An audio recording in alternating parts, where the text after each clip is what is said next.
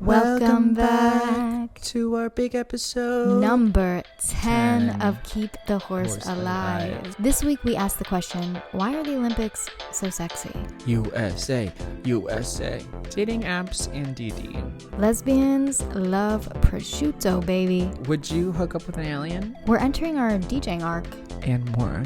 Tune into episode 010 to hear all about it. See you there. Gallop. 2, 1. I know you see somehow the world was made for me and be so wonderful. Have you been watching the Olympics? Oh my god. The horses are active right now. Yeah, literally live streaming the Olympics right now. Look at that beautiful black stallion. If you're listening to this, you can't see her, but she's hella beautiful.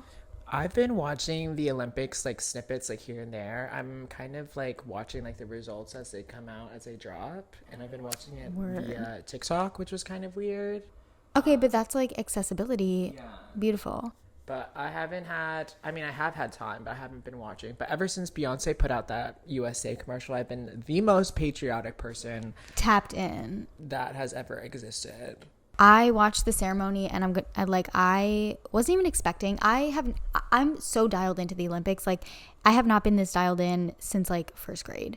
And I don't know what clicked, but I watched the opening ceremony. I sobbed so hard because like to see the passion and just like the beauty of like these people being sent from their countries, like they made it. Yeah. Like, mama, they made it. And I'm so happy for them. I have been obsessed with the tennis, love tennis. Shout out Coco Goth. Girl, bring it home for the US. You already have and continue to do so. Yeah. We love you here. Yeah. Equestrian, they have equestrian cross country where it's just the horses running. They just get on the horse and they just run for miles and miles and miles. And that is hella beautiful and hella fun to watch. I love it. Also, swimming, there's like this one swimmer, I forgot. No, pause. Wait. I'm watching everything. I love it. Kim Ye-jin from South Korea, the shooter. There's nothing been iconic. There's never been a more cooler / sexier / hotter / iconic person ever.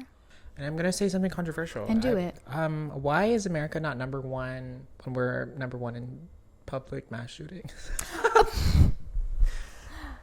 But like, I agree with you. No, because you would think we'd be like a little more on brand. Yeah.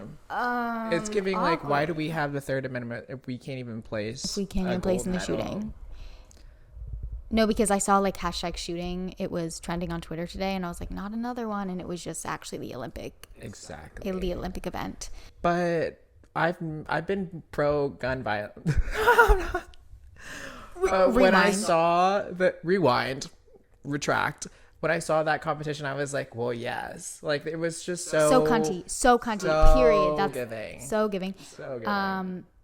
Like they have the stance. Like, that is so. I need to go to a gun range. Yeah. Like it's induced something within my body that like I need to go to a gun range. Yesterday, I needed to be there immediately. I've been tapped into swimming. There's this one men's swimmer who just won the silver, I believe, in like the 400 meter.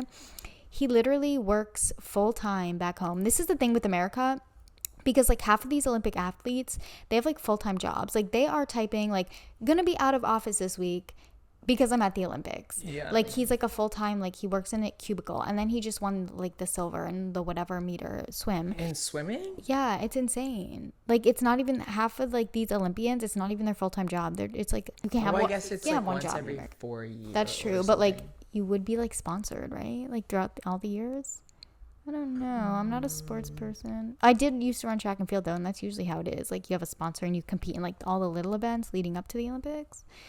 I don't know, but yeah, I'm really obsessed with Olympic shooting with her little pistol. I love you, Kim Ye-jin. The rifle competition too is also. Yeah, that one's a good one. The Olympic Village, them giving out goodie bags full of condoms to all of the athletes, which is understandable. I mean, like, I guess at the end of a long day of like sporting, maybe you just want to like get that cardboard box. speaking of cardboard, the beds are made of cardboard. Yeah. Yes, to limit the amount of fucking. Wait, really? Yes. Is that why? I thought it was supposed to be like a sustainability thing. But I agree with you, because if the bed's gonna rock, it's gonna be loud, and then it's gonna keep the athletes up for all their events. Yeah. I think after I finished my event, that's like all there is to do. You know what I mean? Yeah, like just go to the cafeteria, find a hot athlete, take it to the cardboard box. Literally. Take it back. It'd be cathartic. It's giving Hunger Games, no? Are the Olympics the Hunger Games? There's been a lot of controversy with like the opening ceremony. Did you see like them being like very inclusive and like having drag queens and stuff like that? It's like interesting to see like people. The outrage. Also, like, it's Paris, guys. That's what I'm saying. This is like ménage à trois. Yeah. Like, it's like, voulez-vous coucher avec moi chez moi? Such a huge art capital and like fashion capital. Like, what did you expect?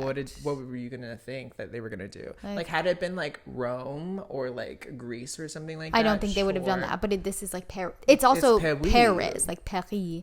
It's not even just like France. It's Paris. And Celine Dion's beautiful performance under the Eiffel Tower brought tears to my eyes. Gaga's performance too. I feel like she could have done a little bit better with the performance, because I feel like it was a little messy, but it's okay. It was, yeah. I think she's like dating one of the like, she's like someone on the board of like the Olympics, or someone on the board of like the French government or something. I love Which that. would make sense. It's a cool side quest. She's about to do the new Joker movie that is like, has French in the title. Folie à deux. Yeah. Whatever that means. I do think she did vocally, yes. But I love the Olympics. I love go Team USA, go Coco Gauff. I love you, Coco Gauff. And who else is in English? A British? Oh, the pommel horse guy.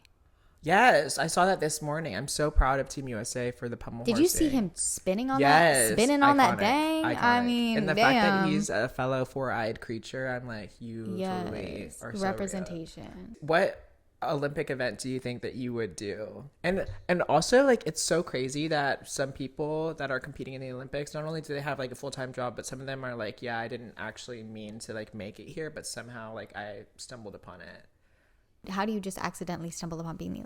Oh, like it wasn't their dream, but they were just like good at it, and they just practiced? For example, when we go to the rock climbing gym, we're like, we're there like to so see the hotties. good. And then what happened was, I think there was one girl who was trying to just like spend time with her boyfriend, so she took up like archery, and then she like made it to the Olympics. And good for her. I'm gonna root for her. Yeah, and that's gonna be us with like rock climbing. Yeah, catch us in 2028 at the Los Angeles Olympics. What if? Literally, it's in Los Angeles. I believe so. Wait, let's go. Should we? I think we should. And you know who the Olympics might be sponsored by? KIN Euphorics. KIN Euphorics. And thank you so much to KIN Euphorics for actually sending us just 2 single bottles of their beautiful beverages. We are going to do a live taste test right now. Thank you to Bella Hadid. I was going to tell you that if I were to compete in an Olympic event, it would probably be for blacking out. Mine would be for doing your mama. Real. Yeah. I'd be playing for Team Bofa. Mine would actually be my Olympic event that I would go double platinum gold in is exercising my rights as an AMC A-list stub member. Real. And then I would go double platinum for being a munch. Yeah. I think so. That would be, we'd be really good. Okay, wait. We have to open it. Okay, so this flavor is actual sunshine, rising glow, gently caffeinated. Beautiful. Okay. So this one is KIN Bloom, beaming joy, awaken your heart. Wait, this sound is actually really gorgeous. She's gorgeous. Wait, we have to cheers it. It smells really good. First impressions, it smells fresh. It smells euphoric, if you will. It reminds me of like, I can't tell if it's Kevin, wait, that's really good. Tastes alcoholic, but it's not. I really like it. It's like mine is very pineapple-y and like very tastes like this is like a summer Yeah, flavor. for sure. I'm getting like aloe vera, a glittery fusion of summer strawberry, barrel oak, and rosemary. Beautiful. Do you want to try mine? It has like hints of turmeric and saffron. Beautiful. Okay. Oh, this is the one. This is summer and it's this is really summer. good. This does taste alcoholic. This is for... Does that have alcohol in it? And it has like a really nice kick at the end. Right. Like it genuinely does taste like a flower, like at the end. I like this one better, I think. Well, that was epic, and I will be buying more. They were $7.50 at the local bodega. For both or for one? For one. Oh. Bella Hadid is making her bank. As she should. Those were sent to us because we're also sponsored, just as the LA Olympics are, by KIN Euphorics. So thank you, KIN Euphorics. Thank you, Ken. Thank you, Bella. So you had birthday weekend. Yes, my birthday. I'm 25. And I'm aging rapidly. Like becoming decrepit at an alarming rate. I don't know if I'll go through twink death, but eventually I'll make my way there. But have I ever been a twink? No. Well, you still have a few years, maybe a year. This could be your twink year, and then your twink death will be next year. To twinkify myself. Yeah. I agree. For my birthday, I don't know if anybody's ever done this, but this is my second time doing this, where on the night before my birthday, I'll somehow, by the grace of God, somebody will have planned a party. It has nothing to do with me, but I'm so lazy and I'm so like chill that I'm like, usually if I'm gonna plan something for my birthday, it's gonna involve like 3 or 5 people. Right. But hey, sometimes in my life I get really lucky and that party is full of a bunch of strangers and I walk up in there and I'm like, and you're like, oh, actually it's my birthday. It's my birthday. Right when the clock strikes midnight, and it's been one of my favorite ways to celebrate my birthday, I think. No effort whatsoever. Just given to you by the universe. And everybody's just like so happy for me. That's hella beautiful. And then it's just so funny. I was recently invited to a rooftop party, the one that I crashed pre my birthday. And it was my first time going to a New York party as like a resident here. Okay. So it was like just like feeling the vibe, and I'm like thankful that I knew some of the people there, but there was also some strangers, and I had like a really good time meeting everyone. Ran into my first lesbian encounter. I was talking about how much I love Lower East Side and how I've been calling it lesbian. Yeah. And I was really trying to push that joke, but it was lesbian. Just not the Lower East Side guys. Yeah. And then this girl was like, I think it's funny. And I said, oh, hey. And then we got on a topic where we were talking about cantaloupe and like melons and cantaloupe melons. And then she was like, I actually wrap prosciutto. Okay. Around cantaloupe, or melons. Like, I've never heard of that. I've heard of that and I really want to try it, but I am vegetarian. But it looks pretty like decadent. It looks like we're in the Hamptons. We're going to have a charcuterie board and we're going to have cantaloupe and prosciutto and we're going to wrap it and we're going to put it on a toothpick and we're going to consume it. Noria made it last night and it looked disgusting. But when a lesbian's looking you in the eye being like, you need to come over, I'll make you as many as you want, I was like, I would trust her with my life. You're coming home with me. Yeah. Did you try it? No, I didn't try it, and I think I'm going to try it soon. I'm intrigued. Noria said it was good, but banned me from drinking because I was running around the party being like, back to my melons, back to my melons. Everybody's like, I need to have a good night out and just drink and black out. Do I need to? What was that? Sometimes there's noises in my apartment and it is the ghosts, and that's why I've been lighting incense all over. But no, I don't like need to go out per se, but when it's like in your system, you just need to get it out. Yeah. That being said, Brat Girl Summer is over, I think. It is. 365 party girl? No, it's gonna be like 12 party girl. Like not 365 days a year party girl, 12 days a year party girl, and that is gonna be my one night out per month. And we're keeping it at that. I was telling my friends who were like planning on going, they were like, how was it? And I'm like pretty shy when it comes to like actually wanting to go do something, like especially when it's around a bunch of people. I'm like, ugh. But it was like so nice to be in a weird mix. Some people, you don't know some people. So I'm gonna try to like challenge myself more to go out, which that's my thing. It is a challenge for me. It's more so like the leading up to it, I'm like, oh my god, like I'm like don't want to do it, and then you get there and it's like, okay, God bless, thank God I went out. Well, I wanted to ask you, because this is something I've asked people before, if you had the opportunity to hook up with an alien. Wait, have you asked me this before? Have I? No, I don't think so. Have you hooked up? If you could hook up with an alien, have I asked you? If you could hook up with an alien and nobody knew. Well, yes, I would. You would do it. But would it be like human form? Well, it's an alien. So I don't. But like, so like, If the offer was on the table right now, like go hook up with an alien. but like, what does it look like? Like, is it ET? I'm thinking it's like a sexy, fine ass alien. So like Avatar, like the blue people? But like, Because yes. I mean, that's a really tough one. well, I was saying might as well go ahead and do it because nobody's gonna clock you and be like, oh, where's the proof? Because alien's gone. Yeah, but then again, like if I'm gonna hook up with somebody, I might as well go hook up with like one of my 500 Hinge matches that are like outstanding and beautiful people, and we don't ever make it outside of the app. But hooking up with an alien is like a once. It's a story. Experience. It's like a story for sure. Hinge is so.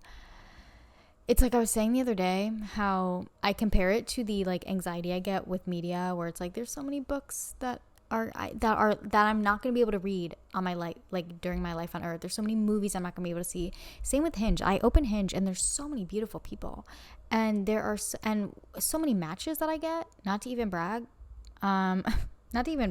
but I do get matches. Jealous. But we never make it outside of the app, and I'm like, it's because I'm overwhelmed. Because then what if I fall in love with the first person that I like meet up with, and then it's like all those beautiful people, it's like I'm gonna be missing out on them. So I just like to keep the illusion in my head, like could hook up with you, but what if I hook up with the first person, we end up falling in love, and I never hook up with anybody else in my life? That's what I'm saying. Like it's so hard, like being new to a city and being like, I can't settle down that quickly. No. I have to survey the premises. That's why I came to the city, so I wasn't like married and with 5 kids by 25 in the suburbs of North Carolina. I agree.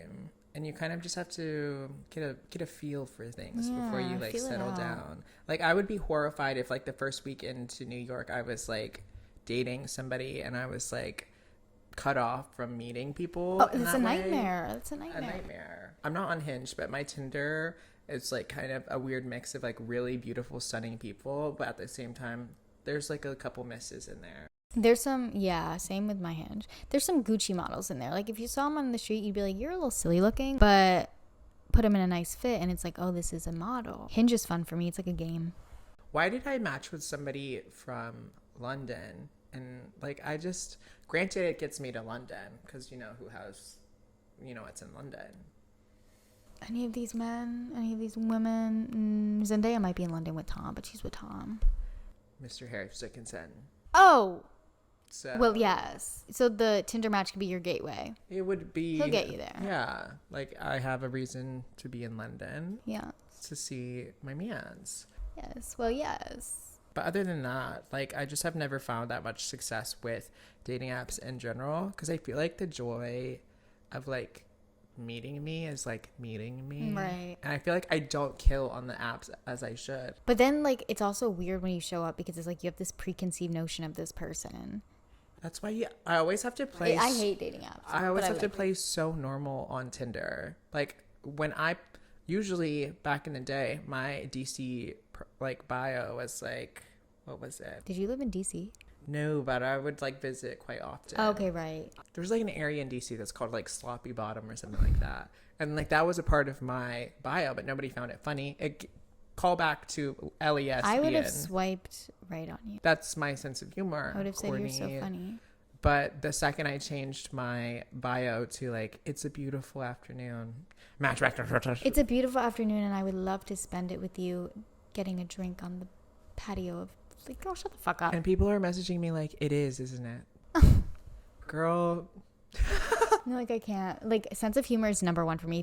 If we can't laugh over the most rotted shit ever, like I don't want you. Yeah. I want to be like silly and goofy, like in the streets. My favorite Tinder match, the first in the message, streets. What am I saying?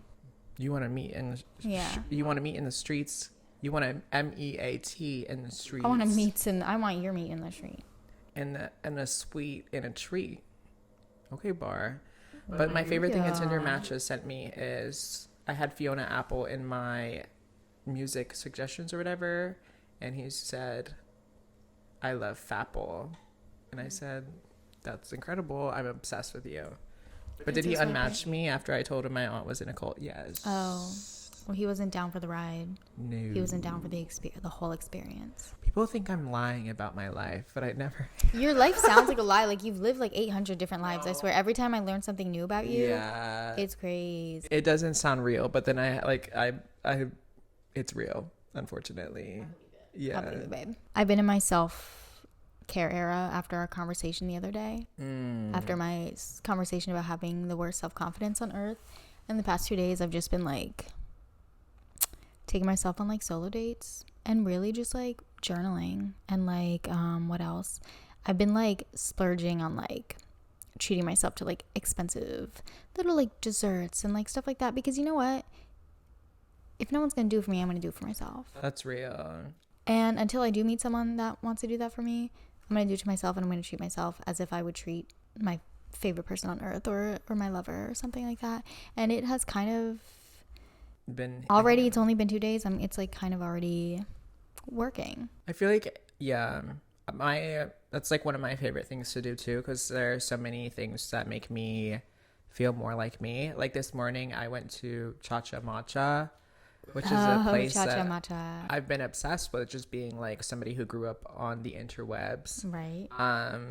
And like to finally be able to go to Cha-Cha Matcha, which literally has zero relevance to anything today. Like it's just a matcha place that's like mediocre in the Lower East Side. It means nothing, but for the like me in high school, or like me maybe like freshman year of college, like that was like I wanted to come to New York, but like just to go to Cha-Cha Matcha was like one of the hit lists on that like itinerary, and I haven't been able to go until today, which is like, and you live pretty close, really, right?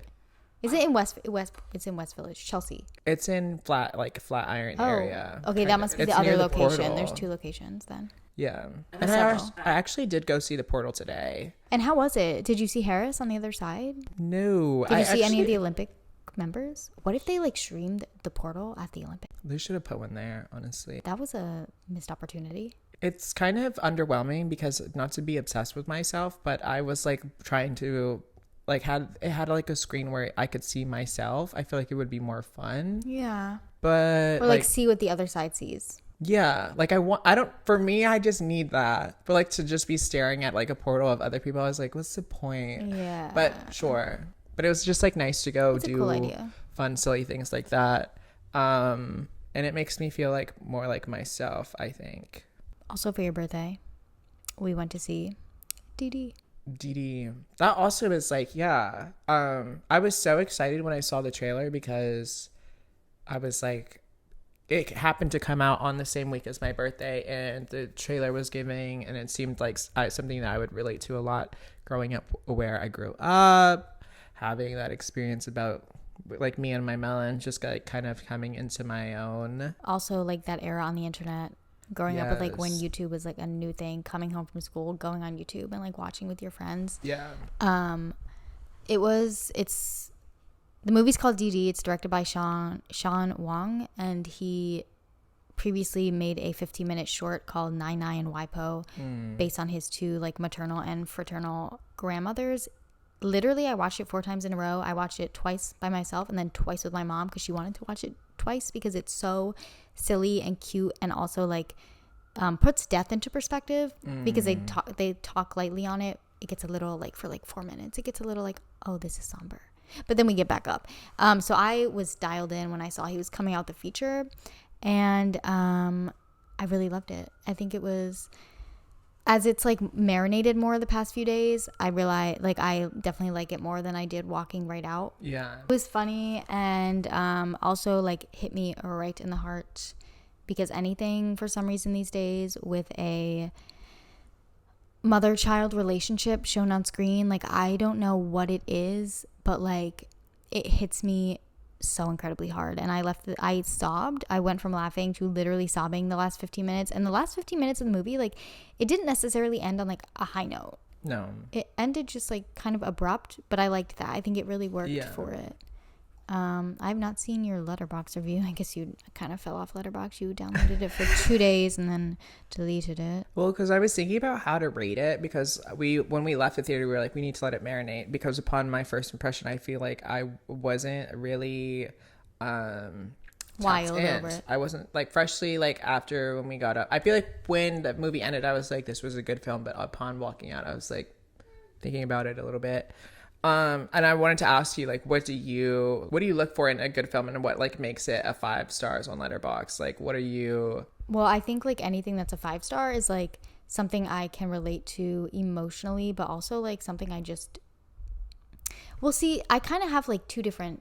There's like movies where like 5 stars. I'm trying to think. Like School of Rock to me is a 5-star because it has such nostalgic value. It's also a great movie. It's hilarious, and the rewatchability is insane. Like I could watch that movie every night.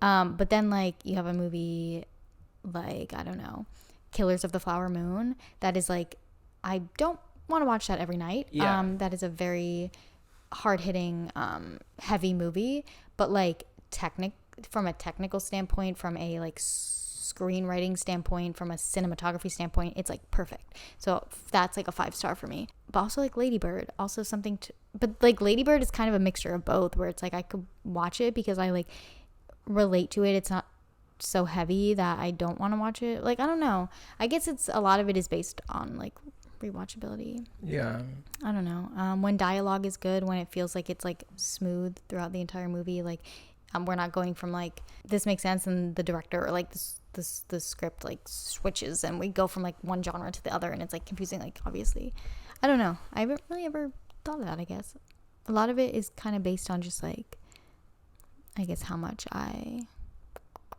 loved it, like after I suppose, you finished watching yeah. it. Yeah, I think I would have to agree. I like felt like it was a little like DIDI is a great film. I do think it was like really good. One of the things I look for is like that relatability aspect, and is like, do I see myself in this film? Which I don't know where he's from, but I feel like it's not the same experience that I had growing up. Like in the movie, where were they living? I think so. Like, they were definitely California in Los based? Angeles. Yeah, I was thinking SoCal. For anybody who doesn't know, there's like a very distinct difference between growing up in Cali versus growing up on the East Coast. For all of our Italian, thank you for letting us chart. For all of our international listeners, like, y'all don't get it. It's like a 6-hour flight from one coast to the other, and the childhood experiences are so different. And I think that's why I wasn't I didn't relate to it as much as I thought, because I went into it being like, okay, as someone who grew up making YouTube videos, being stupid and silly, like with my friends and my siblings, like I'm gonna relate to this a lot. But then it's like growing up in SoCal, I feel like you're definitely like on your own doing things that like I was trying at like in high school. You do all that like and experience it so much earlier. So I don't know. But also like in California in general, like because you're around so many Asian people, it's like less weird or like less jarring, whereas I was like one of the very few at the school like growing up. Not that they didn't exist, and there are pockets of like Asian communities, but it's just kind of different. But I did like that, and I liked the way that he incorporated like the mom and grandma or whatever. But sometimes I love a good mommy. I love it, period. Stop right there.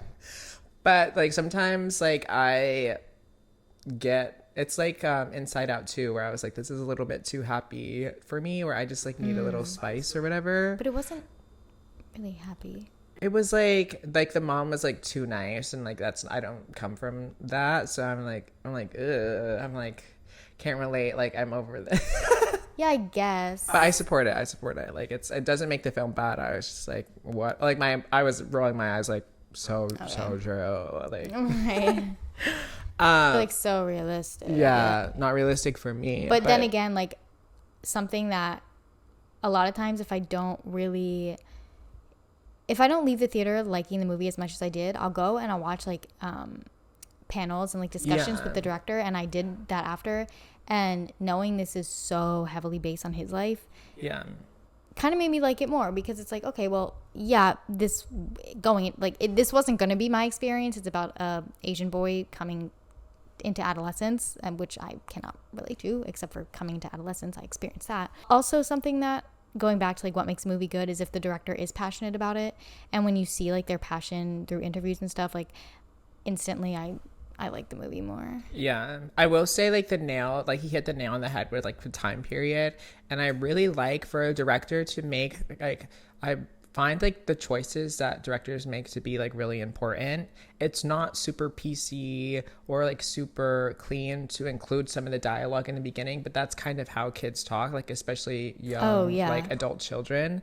Like there's kind of like that sense of humor where it's very like irreverent, like you don't care, it's very disrespectful, right. And it was shocking in the theater. I feel like we were kind of like, oh, that's a lot. It was funny, but it was like shit, like that's how it's realistic was. And it still is to that day. As somebody with teenage cousins, it's actually jarring when I see like how they talk to their friends. Yeah, and for that choice alone, I feel like that was like splendid. On the head. Yeah, hit the nail on the head, which is nice. And I also like the realism behind like the relationship with the siblings too. I feel like that wasn't like the obvious choice, and I like how aggressive it was with like in terms of vulnerability and like it's not always pretty. It's not sunshine. See, for me, I was like the older sister in this situation. Like I couldn't relate when it comes to like having an older sibling, but I could relate. Like I was kind of in her shoes. Like sometimes you just like talk down to your siblings, like you don't really know why. Maybe it's out of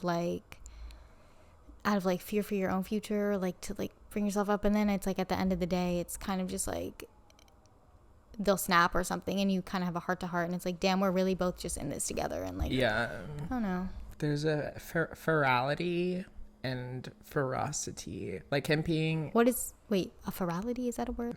No, definitely not, but I was a very feral child. Feral, right? Pharrell because my brother was a Pharrell child, like musically inclined child, where I was like the one kind of like peeing everywhere, just like being like crazy, like running around calling people's girlfriends. You were literally DIDI. You know what I mean?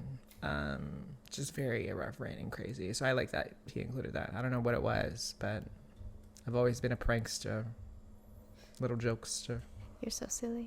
So silly. But yeah, you were that kid though in middle school. Was I? You were. I literally remember you being like feral. Yes, literally feral. I was kind of scared of you, actually. Real. I was intimidated by you in middle school because I was like Kevin is so funny and everybody loves Kevin so much, and like I cannot even try to be funny around Kevin because I'm not gonna like be funny compared to them. I feel like nobody likes me in that time period, like in middle school especially. Well, I was like scared of you. Not even scared of you. I was just like, I don't know.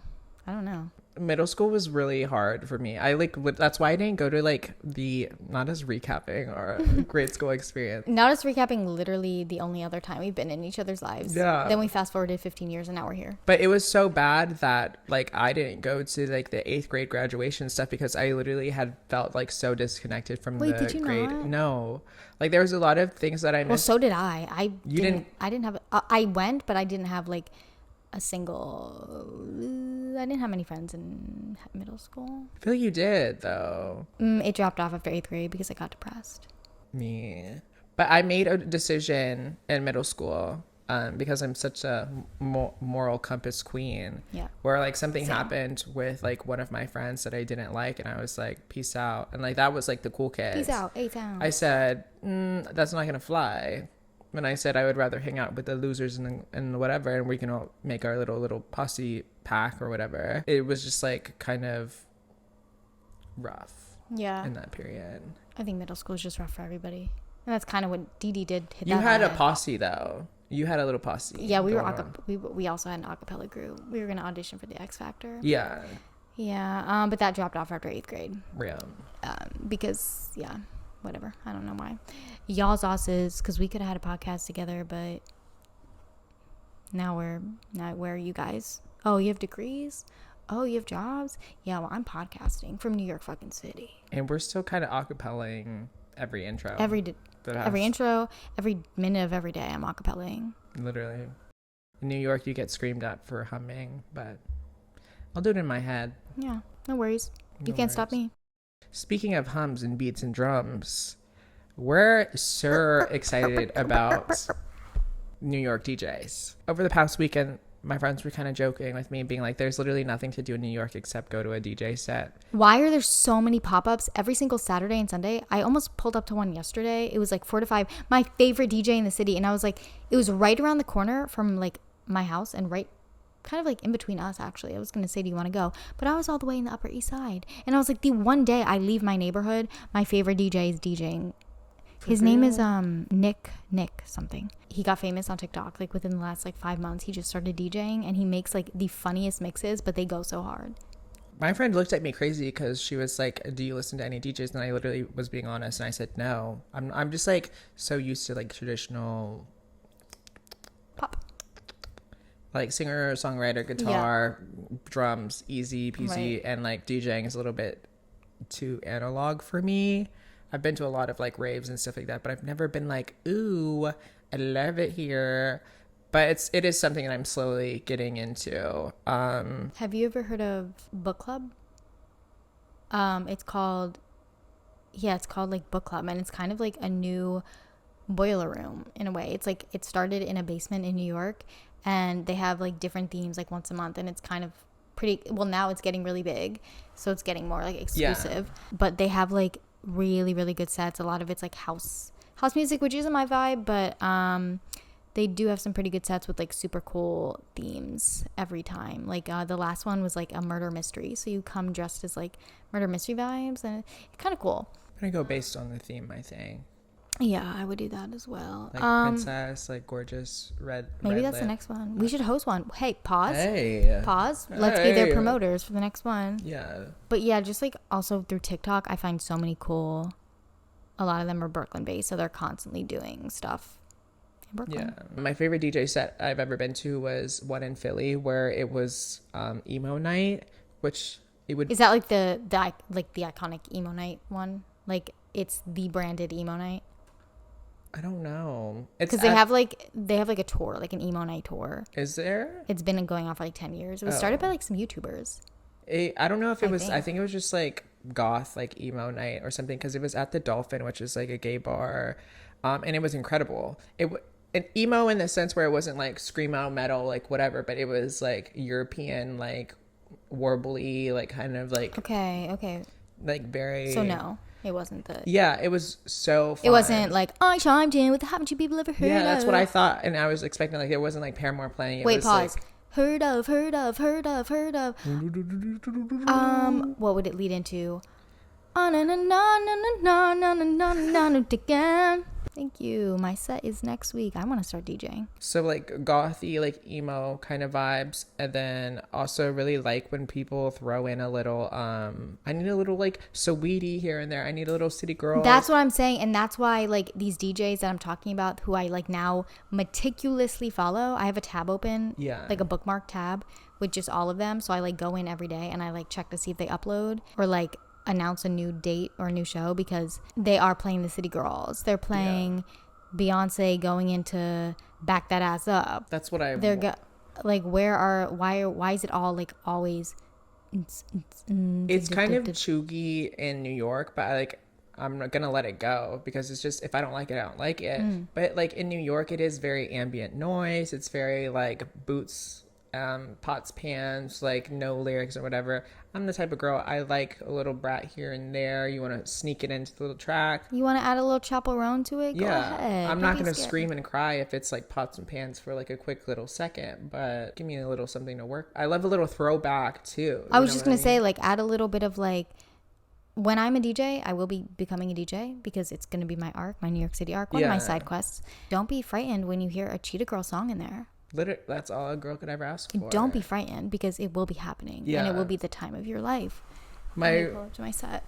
My recommendations for New York artists or artists that I'm on the hunt for: Stupendo, incredible, kind of like very like Japanese inspired a little bit, kind of like pixie, like little sprinkles, like glitter tracks. I really like Tweaks. Tweaks is one of the shows that I really loved seeing. Anybody who performed at the Tokyo Boiler Room, my eyes were bleeding, my ears were bleeding. I was like, this is the most beautiful, gorgeous thing ever. I need to listen. It's so good. An artist that I truly respect, and what we were talking about, like throwing a little bit of like songs that we actually do know in there, while still keeping it like fun and interesting. But her energy. Like, this is why I say I'm a lesbian, because her energy is so... Need her. I'll probably need her after I watch her Boiler Room set. There's one called Azadi. She's Brooklyn based. She's doing actually the Boiler Room soon. But she does fantastic work. I'm a huge fan of her art. Her art being her DJism. I want to go to another goth like emo show, but I don't want to be like a vampire. You know what I mean? Like, where's the... No, I don't want to go. I want to be chic. I want to be chic and still like hang out at the... I don't want to like paint myself. I don't know. I've never been goth, and you should try it. Should I? Yes. Okay, let me do that. I'll be stepping out tomorrow in my black platform docs and my nails painted black. I low-key love it because sometimes when I get dressed, or some of the fashion pieces that I have, like, because one of the phases I went through was an emo phase back in the day, full of like that screamo and stuff that I referred to hating a second ago. That was me. And like I love like the mesh top with a little like collar, like long acrylics and just like jet black hair, a little vampy lip. It sounds like you really are craving it. I'm like goth in the sense that It's I like definitely smoking cigarettes sometimes, like once every 5 months. That's just Parisian. That's just European. Or like I cry sometimes, like when I'm out. Like that's that like is so what I mean by like I'm like goth. So you just want to like go to the club and like cry and smoke a cigarette is what it sounds like. It's realistically I'm just like an emotional I'll person. do that with you literally tonight. Literally. Or like I hate being short, so I would wear like the platform Converse. Like, is it goth or am I just like literally like 5'7"? Things to think about. I love wearing dogs because it just look tall. Yeah, you're low key goth for that. Hella goth. Why am I so goth? Literally, guys. Goth. Why am I kind of goth right now? Goth era incoming. Yeah. Anything else on the docket? Wait, we're celebrating our 10th episode. Oh we my god! Need to talk about that. Wait, cheers to that. Another cheers. Oh yes. We're low key like literally so freaking wasted and drunk and emo right now. Why am I so faded off the KIN Euphorics? We'll give a little speech about our 10th episode. Basically, it's been a beautiful 10 episodes. I'm very proud of us, actually. Like, honestly, it was a joke. Like, I reached out to Kevin because I was like, hey, I'm home from Paris and you're home. And, or no, I didn't even know if they were home. But I was like, are you home? And they were like, yes. Well, yes. Well. Wait. And they said they were homo. And I said, oh, never mind. And you were like... what should we do? Go to the movies? Create a fake podcast? And I was like, let's do a fake podcast. Like, I'll bring my microphone. They sent me like a Canva PowerPoint presentation. And I was like, oh, you went in. Like, you're kind of serious. And I got hooked in with the concept of the horse because the horse is fucking insane and crazy. Oh, yes. Oh, sorry, there was something that came to mind. And you were like, we're both moving to New York. Yeah. We're victim to the horse. We're slaves to the horse. Yeah. And I was like, you're so right. Yeah. And now here we are. 10 episodes in, though. 10 episodes 2.5 months. And to think it's been such a beautiful journey. I'm like very grateful to have a friend that like is interested in trying like new things with me. And to be lucky enough to like when I mentioned like improv classes or like theater or stuff like that, to have somebody to share that in common with. So it's been a really amazing to have this show, and I hope that we continue pushing the horse on this little little Trojan horse machine or whatever. The industry sucks in general, but it's so much nicer when you're like working with somebody through it and having somebody to share and talk about like their experiences and stuff like that with. Like, oh, I just went on another job interview for another barista job that didn't take it, but in the meantime I'm like still, because like especially living in such an expensive city, you gotta have those random side gig jobs. You gotta be doing the crazy shit and the annoying shit, and to have somebody to complain about it with, and like to experience it all with, and to basically be on the come up with. Literally. Because a year from now, who knows where we'll be. That's like the fun of the podcast, because I recently made a post about just like the journey so far, and like the fun of it is that we knew where we were in the beginning, and then it like the show follows us through our trial and errors on a weekly basis. Essentially, literally a year from now we could have the world. Because 10 episodes in, we went from North Carolina to New York. So who knows where we'll be in a year? Broadway. Broadway. It's named in SNL. LA. It's SNL. In the lap of one beautiful 6-foot man with an accent. Who could that be? Rhyming with Neris Lickinson. Wow. Like something. Up for interpretation. Yeah.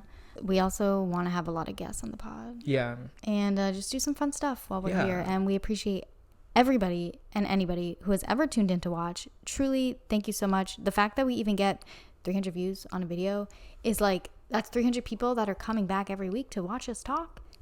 It's also a labor of love. Like, I forgot to mention that. Like, we put so much work and like effort into it each week, and it's like so funny. It's a labor of love, but I'm like, I cannot wait for just like, I love experimenting with the show and stuff like that, and it's just like funny. But it's like, we're not getting paid to do it. It's something that we really love. And yeah. It's like, why would I waste so many hours and so many failed goddamn YouTube uploads because YouTube is a piece of shit? Yeah.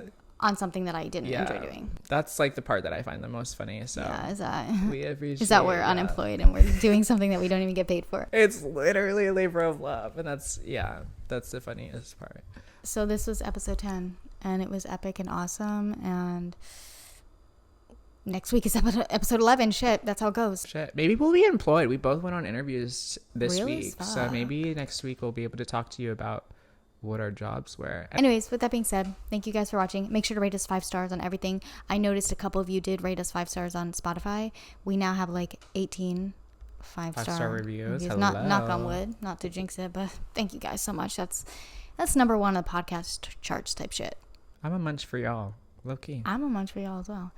Well, we'll see you next week. Hooves up, guys. Thank you so much. Peace from New York. Peace from New York.